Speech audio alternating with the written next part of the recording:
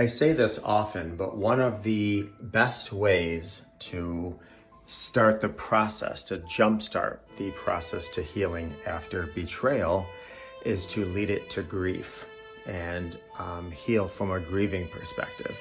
Because grief is a connection lost.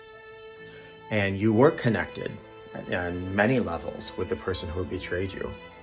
So how do we start the grieving process? Number one, we have to acknowledge it.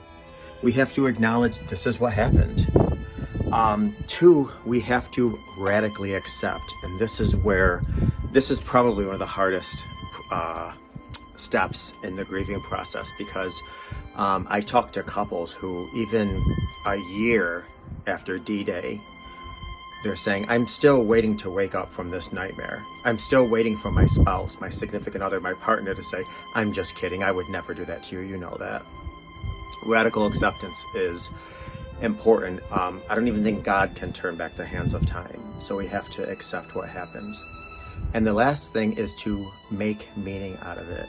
And I'm not saying make meaning out of the loss, make meaning out of the betrayal, make meaning out of what you are going to do moving forward. Make meaning out of what lessons are you learning from this, what richness, what thrive, in what ways are you going to turn the lessons of the burden into a blessing.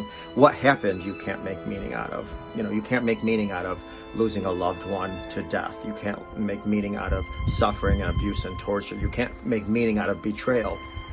But the lessons that you take from it, the person you become from this, make meaning out of that.